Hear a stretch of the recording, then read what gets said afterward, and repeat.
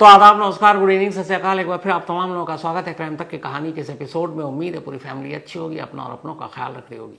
आज दोपहर एक बहुत ही अफसोसनाक, बहुत ही दुखद, दिल को झकझोर देने वाली खबर आई, और ये खबर आई अहमदाबाद से। अहमदाबाद से आज दोपहर को 1:38 पर एयर इंडिया की एक फ्लाइट अहमदाबाद से लंदन के लिए उड़ान भरती है। इस प्लेन में कुल 242 लोग सवार थे। इनमें से 230 पैसेंजर थे और 12 क्रू मेंबर।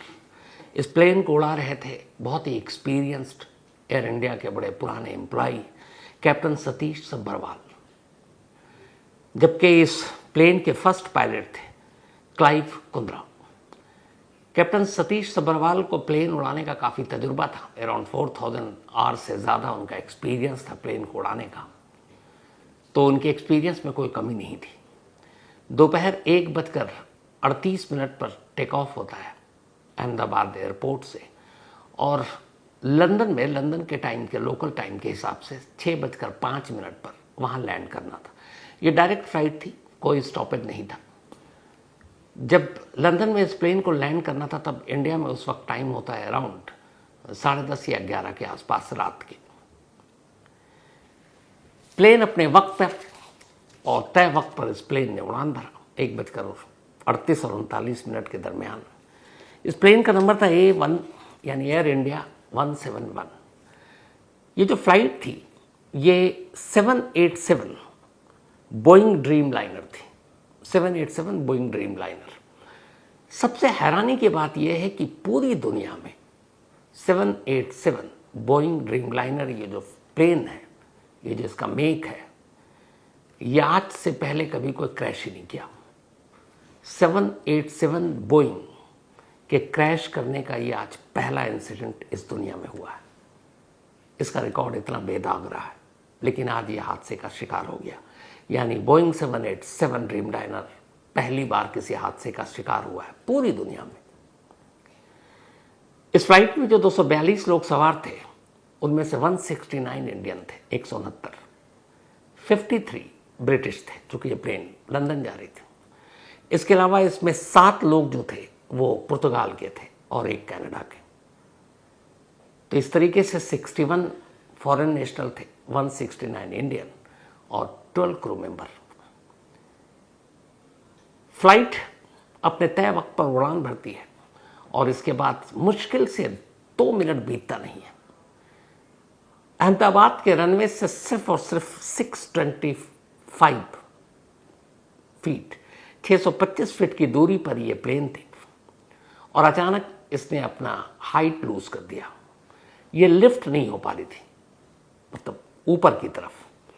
एयरपोर्ट के आसपास हर शहर में बस्तियां होती हैं, यहाँ पे भी एक बस्ती थी, और प्लेन धीरे धीरे जब टेक ऑफ करने के बाद ऊपर जाने के बजाय धीरे धीरे नीचे आती है। फिर एक इमारत दिखती है, उस इमारत के पीछे ये प्लेन जाता है और उसके बाद एक आग का गोला नजर आता है। अब जाहिर सी बात है, जहाँ पर ये प्लेन गिरा आसपास बस्ती है, बस्ती में लोग थे, बहुत सारे जो ज़मीन पर लोग थे उनके भी घायल होने की खबर है। अभी तक ये पता नहीं चल पाया है कि इन 242 लोगों में जो प्लेन के अंदर सवार थे या ज़मीन पर जिस बस्ती में ये प्लेन गिरा वहाँ कितने लोगों को नुकसान पहुँचा है। बचाव का काम ज़ोरों पर है। दिल्ली और आसपास से बचाव दल, NDRS और बाकी टीमें वहाँ पहुँच चुकी हैं। सिविल एविएशन मिनिस्टर वहाँ पहुँच रहे हैं, होम मिनिस्टर वहाँ पहुँच रहे हैं। जो बचाव का काम है वो सारी चीज़ें अब शुरू हो गई हैं देखने के लिए। लेकिन एक सवाल वो ये कि जो 787 बोइंग आज तक कभी क्रैश नहीं किया, आज पहली बार ये कैसे हादसा हुआ? तो जाहिर सी बात है कि जब जांच होगी इसके बाद ये सच्चाई सामने आएगी। लेकिन आपके पास आने से पहले कई ऐसे एक्सपर्ट्स, कई ऐसे पायलट, एविएशन एक्सपर्ट्स, उनसे मैंने बात की, और उन्होंने जो कुछ बताया है, जो फिलहाल शुरुआत में नज़र आ रहा है कि यह हादसा क्यों हो सकता है, वो आपके सामने रखता हूँ।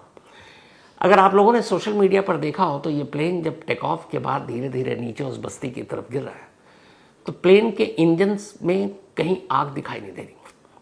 आग न दिखाई देने का मतलब ये है कि इस प्लेन को किसी बर्ड ने हिट नहीं किया।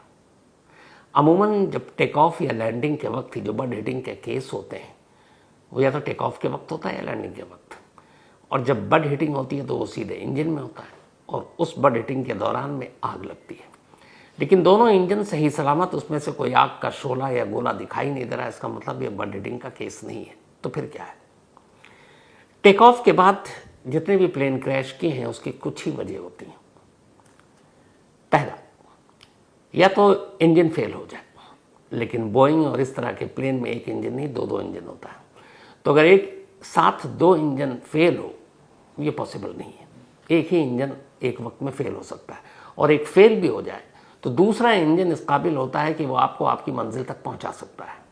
तो पहली चीज़ कि दोनों इंजन एक साथ फेल हो, इस बात की गुंजाइश है ही नहीं। यानी इस क्रैश के पीछे बर्ड हिटिंग के अलावा अब इंजन फेलियर की भी गुंजाइश कम बचती है। दूसरा, कोई टेक्निकल फॉल्ट हो सकता है, इससे इनकार नहीं किया जा सकता कि प्लेन में कुछ डिफेक्ट हो ऐसा जिसकी वजह से अचानक पायलट को प्लेन पर अपना कंट्रोल रखना मुश्किल हो गया और उसकी वजह से गिरा। तो इंजन फेलियर रूल्ड आउट है। बर्ड हिटिंग चूंकि इंजन में आग दिखाई नहीं दे रही है, रूल्ड आउट है। हाँ, टेक्निकल फॉल्ट हो सकता है। इसके अलावा एक और चीज़ है, और वो है स्टॉल। कोई भी प्लेन जब टेक ऑफ करता है, दो चीज़ें होती हैं टेक ऑफ और लैंडिंग के वक्त। आपने अक्सर सुना होगा कि फ्लाइट जब एक बार टेक ऑफ हो गया तो फिर ऑटो पायलट पे भी पायलट छोड़ देते हैं और आराम से चलता रहता है। लेकिन टेक ऑफ और लैंडिंग दो ऐसी चीज़ है, ख़ासतौर पर इन दोनों में भी टेक ऑफ जो पूरी तरह से मैनुअल होता है, यानी इसमें ऑटो का कोई मतलब नहीं है। जो पायलट हैं उन्हीं के रहमो करम पर पूरा प्लेन होता है। जब ये टेक ऑफ हुआ तो इसका मतलब है कैप्टन सतीश सब्भरवाल और क्लाइव कुंद्रे फर्स्ट जो पायलट थे, इन दोनों के हवाले था ये, क्योंकि टेक ऑफ में जिम्मेदारी पूरी पायलट की होती है। अब टेक ऑफ किसी भी प्लेन का सबसे नाजुक हिस्सा होता है। उसकी वजह है कि इस टेक ऑफ के दौरान आपको एक साथ बहुत सारी चीज़ें सेकंड के अंदर देखना होता है और सेकंड के अंदर फैसला लेना होता है। जैसे आपको, अगर आप जाते हैं तो आपको रनवे क्या है, मौसम, प्लेन की स्पीड, रनवे पर स्पीड, ये सारी चीज़ें एक साथ देखनी होती हैं। और इन सारी चीज़ों में एक चीज़ जो सबसे इम्पॉर्टेंट होता है, मौसम। मुझे आज पता चला इन एविएशन एक्सपर्ट्स और हमारे एक पायलट साहब, उनसे बात करके, कि टेक ऑफ में मौसम का कितना बड़ा रोल होता है। जितनी ज़्यादा गर्मी होती है उतनी ज़्यादा टेक ऑफ रिस्की होता है। उसकी वजह उन्होंने बताई कि गर्मी में हवा पतली हो जाती है, जो ह्यूमिडिटी होती है या फिर जब बारिश होती है तब हवा बहुत अच्छी होती है और वो प्लेन को लिफ्ट करने में, यानी टेक ऑफ के बाद ऊंचाई प्रदान करने में मददगार साबित होती है। लेकिन जब गर्मी ज़्यादा होती है तो हवा बहुत पतली होती है और वो प्लेन को लिफ्ट करने में, जब आप रनवे से छोड़ते हैं तो प्लेन जब लिफ्ट होती है तो उसमें बड़ी मुश्किल होती है। जो स्टॉल मैंने जिक्र किया, ये भी एक प्लेन को लिफ्ट करता है। स्टॉल असल में जो किसी भी प्लेन के जो दोनों विंग होते हैं, पंख होते हैं, उस पंख के ज़रिए ही प्लेन को लिफ्ट कराने में मदद मिलती है और उसमें हवा का बहुत बड़ा रोल होता है। तो एक एक्सपर्ट्स का ये मानना है कि बहुत मुमकिन है, अभी कहना जल्दबाजी होगी, लेकिन जिस तरीके से इस प्लेन ने रनवे छोड़ा और उसके बाद इसको लिफ्ट करके ऊंचाई पकड़नी थी, लेकिन ये नीचे की तरफ आ रहा है, उनके हिसाब से यहाँ पर इस प्लेन को स्टॉल यानी वो लिफ्ट करने के लिए शायद हवा उस तरीके से नहीं मिली, और जब हवा नहीं मिली तो विंग ने उसको कंट्रोल नहीं किया उस तरीके से, और यही वजह है कि वो फिर हाइट नहीं पकड़ी और ऊपर जाने की बजाय प्लेन धीरे धीरे नीचे की तरफ आ रही है। तो एक रीज़न शायद इसमें स्टॉल या स्टॉलिंग हो सकती है जो प्लेन को हाइट प्रदान करती है। तो ये बहुत इम्पॉर्टेंट चीज़ हो सकती है। अब टेक ऑफ के वक्त पायलट को अपनी स्पीड देखनी पड़ती है रनवे पर। आपको याद होगा मैंगलुरु में कुछ साल पहले एक प्लेन क्रैश किया था, वो भी एयर इंडिया का था, जो शायद गल्फ से आ रहा था। तब मैं वहाँ था, उसको कवर करने के लिए गया था। उसमें उस प्लेन ने, वो रनवे से आगे निकल गया था, तो वहाँ पर जजमेंट गलत हो गई थी पायलट साहब की, और वो मैंगलुरु का वैसे भी वो रनवे जो है काफ़ी छोटा है, तो उसके बाद खाई में गिरा था। तो जब टेक ऑफ होता है या लैंडिंग, इन दोनों में रनवे की लंबाई और स्पीड दोनों बहुत मायने रखती है।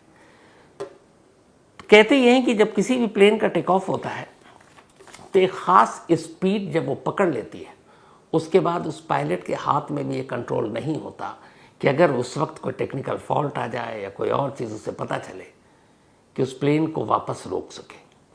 क्योंकि और एवरेज जो होता है, एक ठीक ठाक रनवे है लंबाई में, आइडियली 300 किलोमीटर पर आवर की स्पीड उस रनवे पर पकड़ती है, और जैसे ही मैक्सिमम 300 पर, अलग अलग मौसम के हिसाब से भी कई बार ये स्पीड ऊपर नीचे होती है। तो अगर 300 मान लीजिए है, और ये आइडियल यही होता है, और वो 300 उसने टच कर लिया, और उस वक्त अगर पायलट को पता चला कि कुछ तकनीकी खराबी आ गई है, तो प्लेन को रोक नहीं सकता, उसको टेक ऑफ करना ही करना पड़ेगा, ये उसकी मजबूरी है। अब वो वापस उसके बाद फिर क्या करता है, वापस लाता है, वो ठीक है, लेकिन आप मैक्सिमम स्पीड जब टच कर लेते हैं तो आपको रनवे छोड़ना ही छोड़ना है। फिर यहाँ से पायलट की अपनी जो सारी चीज़ें वो काम आती हैं। गर्मी में एक दूसरा जो आज ही पता चला मुझे, टेक ऑफ, एक तो हवा पतली होती है तो आपको लिफ्ट करने या फिर ऊपर हाइट पकड़ने में मुश्किल होती है। दूसरा एक और है, गर्मी में ये जो स्पीड रनवे की होती है फ्लाइट को उड़ाने के लिए, ये भी बहुत मुश्किल पैदा करती है। उसकी वजह ये है कि जब कोई प्लेन टेक ऑफ करने की तैयारी में होता है तो उससे पहले वो आमतौर पर एयरपोर्ट पे होता है, और ऐसा तो है नहीं कि एक प्लेन अभी लैंड किया और 5 मिनट के बाद उसने दोबारा उड़ान भरी। एक प्लेन के आने जाने में कम से कम 2-3 घंटे का वक्त तो लगता है, और कई प्लेन ऐसे होते हैं जो लंबी दूरी के लिए वो फिर 10-12 घंटे या 24 घंटे तक वहीं होते हैं, उसके बाद उड़ते हैं। तो ऐसे में प्लेन और उसका इंजन ठंडा हो चुका होता है। अब आप उसको रनवे पर लेके जा रहे हैं, आपको टेक ऑफ करना है, एक ठंडा इंजन, और अब आप उसको उस गर्मी के माहौल में आपको उस मैक्सिमम स्पीड को पकड़ना है टेक ऑफ के लिए। तो एक ठंडे इंजन को अचानक आपको इस तरीके से गर्म करना है, उसमें भी कई बार कई तकनीकी खामियां पैदा हो जाती हैं। तो एक मुश्किल ये भी आती है। तो गर्मी में इसीलिए सबसे ज़्यादा मुश्किलें आती हैं टेक ऑफ के दौरान। लेकिन ये पूरा टेक ऑफ जो होता है ये सिर्फ और सिर्फ पायलट के ही हाथ में होता है, और पायलट ही इसको पूरी तरह से कंट्रोल करता है। और ये जो फ्लाइट है जिसकी मैंने बात बताई कि दुनिया में पहला है 787 बोइंग जो क्रैश किया है, लगभग 11 साल पुराना ये प्लेन है, और इसकी कीमत थी जब खरीदी गई थी अराउंड 2100 करोड़, 2100 करोड़ रुपए का ये प्लेन था। दोनों पायलट की क्षमता पर कोई शक नहीं है, और 7000 किलोमीटर का सफ़र तय करना था अहमदाबाद से लंदन तक का, अराउंड 10 आवर्स, 10 घंटे के बीच में, लेकिन सिर्फ 2 मिनट और 625 फीट की हाइट ही पकड़ी थी इस फ्लाइट ने कि अचानक क्रैश कर गया।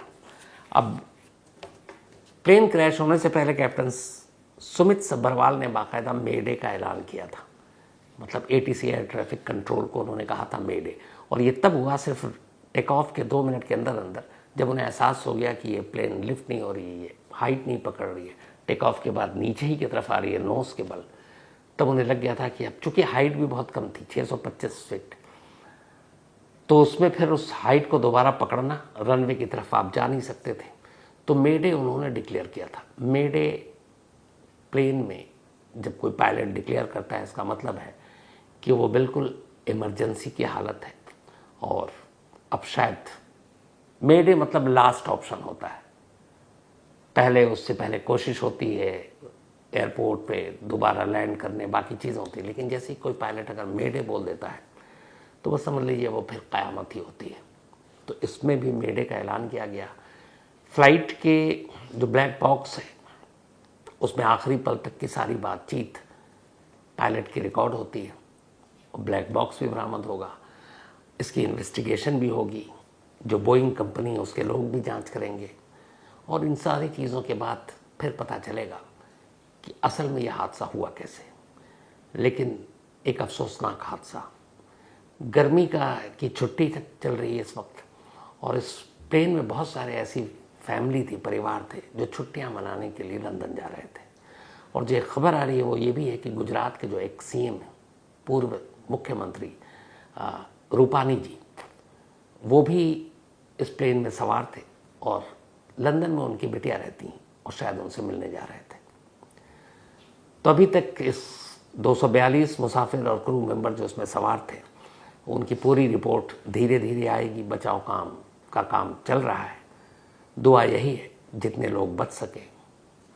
बाकी जो भी इसकी अपडेट या डिटेल आती है रात 9 बजे मैं आपके सामने लेकर फिर से हाजिर होऊंगा। फिलहाल इतना ही।